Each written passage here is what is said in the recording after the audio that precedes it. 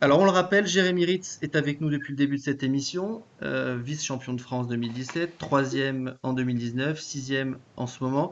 Alors image à l'appui, Jérémy, qu'est-ce que le paddle en fait? Parce que tout le monde ne connaît pas, et en quoi ce sport diffère du tennis? Alors, le paddle, c'est un mix en fait des sports de raquettes déjà existants. Souvent on dit c'est un mix de tennis et de squash. Donc on joue exclusivement à 2 contre 2 avec un filet au milieu comme au tennis. Donc on se renvoie la balle de chaque côté du filet. Et la grande différence qu'il y a avec le tennis, c'est qu'on est entouré de murs, généralement en vitre, qui nous permettent de renvoyer la balle en utilisant les murs. Le terrain est aussi plus petit, les raquettes sont différentes parce que c'est des raquettes pleines. Donc voilà, c'est un jeu qui est un petit peu plus facile d'un point de vue technique que le tennis qui apporte une grosse convivialité. Et c'est un sport qui se développe aujourd'hui dans pas mal de pays, et notamment en France. Rodolphe, vous jouez au tennis? Oui, au tennis, j'y joue, ouais. Ça m'arrive. Au paddle, un petit peu moins. J'ai commencé à jouer au paddle.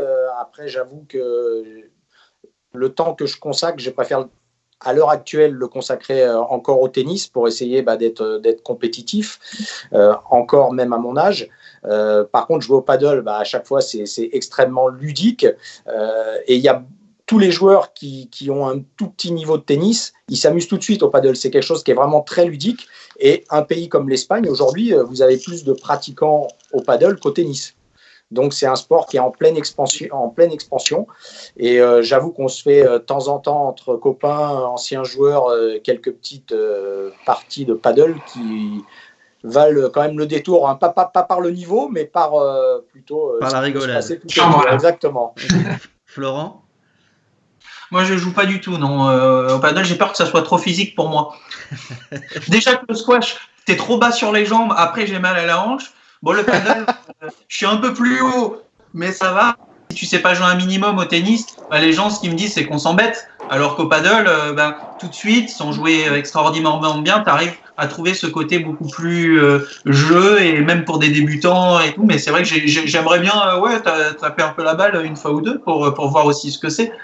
Mais ils me paraissent avoir des yeux partout, alors devant, derrière, jouer les balles hors du cours. Attends, il faut être vif, quoi. Manquer un peu de vivacité, moi. Julien? Alors moi, j'ai l'occasion de jouer, pas tout le temps, mais un peu plus souvent l'hiver, parce que je vais souvent sur Genève et j'ai l'occasion de jouer là-bas. Ouais. Mais je crois que le paddle ne veut pas de moi. Donc, c'est pas que j'aime pas, mais en fait, moi, j'aime bien la sensation, tu vois, de frappe, comme au tennis. Qu'on a quand même à mon niveau de paddle, que j'ai du mal à trouver, mais effectivement c'est un sport très ludique. Et j'ai un petit conseil à Jérémy, je pense que s'il veut monter encore un petit peu, faut qu'il change de partenaire. Voilà, je pense parce qu'on va préciser quel est votre partenaire, Jérémy? Alors, partenaire pour cette année, qui malheureusement au moment d'arrêt, c'est un ami et un collègue de tous ces messieurs-là, qui s'appelle Jean-Michel Pécry, qui est un ancien joueur de tennis qui a été autour de la 200e place. Entraîneur d'Eliott Benchetrit, il me semble, en ce moment. Exactement. Ouais. Donc voilà, je joue beaucoup au paddle avec lui, mais je prends note du conseil. C'est lui je rappelle, c'est lui qui m'a fourni ma raquette. Le paddle. De paddle. Okay. Hein. Mais Julien, c'est vrai que Julien, visiblement, le paddle, c'est pas pour lui, mais finalement, il n'y a que le tennis qui est pour lui, parce qu'on a la chance de pratiquer le ski ensemble. C'est la même chose. Oh non, c'est pas beau. Ah, c'est moche. Jérémy, comment on devient champion de paddle? Vous avez appris tout seul ou vous avez été formé? Alors moi, j'ai fait comme beaucoup de joueurs de tennis. Moi, j'ai évidemment pas eu le niveau de ces messieurs. J'étais un joueur de seconde série correct, mais rien de plus que ça. Et j'ai découvert le paddle un petit peu par hasard avec des copains. Ça m'a beaucoup plu parce que je m'y retrouvais pour le coup un petit peu moins dans le tennis. Et le fait de pouvoir partager quelque chose en équipe, j'ai trouvé ça tout de suite super. Et bon voilà, donc j'ai découvert le paddle comme ça. Et puis après, c'est vrai qu'aujourd'hui, si on veut vraiment progresser, et il y a aujourd'hui un certain nombre de joueurs français dans les meilleurs qui le font, il faut effectivement, si on veut aller se former ou progresser, il faut aller un petit peu en Espagne, qui est un peu aujourd'hui la mecque du paddle, puisque c'est là que se déroulent tous les plus gros tournois, et c'est là que sont tous les entraîneurs, les meilleurs joueurs. Donc moi, je vis en France, parce que je fais d'autres choses que dans ma vie, mais il y a aujourd'hui une dizaine, quinzaine de joueurs français qui ont fait le choix de partir en Espagne, y vivre pour se consacrer à un projet de paddle et essayer de, comme certains le font sur le circuit de tennis, d'essayer d'avoir le meilleur niveau possible et de développer leur niveau. Voilà. C'est un sport en pleine expansion. Oui, Julien? Non, j'ai une petite question à Jérémy parce que pour en parler très souvent. En fait, parce que j'ai un pote qui est numéro 1 suisse qui s'appelle Johan Potron, que Jérémy connaît peut-être, et en discutant avec lui, il me disait qu'en Espagne, il y a le style de jeu est complètement différent que les Français. Ça veut dire qu'ils jouent beaucoup plus en toucher, ils utilisent beaucoup plus les murs. Nous, les Français, on joue beaucoup plus direct, beaucoup plus puissant. Et il paraît que les Espagnols ont un peu intégré ça dans leur jeu, ils ont modifié ça, mais au final, c'est quand même le touch qui prend l'avantage sur la puissance, non? Alors, aujourd'hui, l'immense majorité des bons joueurs de paddle français sont tous issus du tennis. C'est que des joueurs de seconde série comme moi, voire parfois négatifs ou même un peu mieux, comme justement Johan Potron, je connais bien. Donc effectivement, on est arrivé dans le paddle avec les qualités qu'on avait au tennis, c'est-à-dire la volée, essayer d'être un petit peu agressif, tout ça. Le paddle en Espagne existe depuis beaucoup plus longtemps et donc il y a beaucoup de joueurs qui ont été formés exclusivement au paddle. C'est-à-dire que les meilleurs joueurs mondiaux de paddle ne jouent pas au tennis et donc ils ont développé un style vraiment propre au terrain de paddle, alors que nous, étant des joueurs un petit peu plus récents, on a tous, on va dire, adapté le style du tennis. Et donc, la différence de style de jeu s'explique quand même en grande partie avec cet élément. Mais ça vous apporte, ça t'apporte de venir du tennis ou au contraire, ça peut te desservir?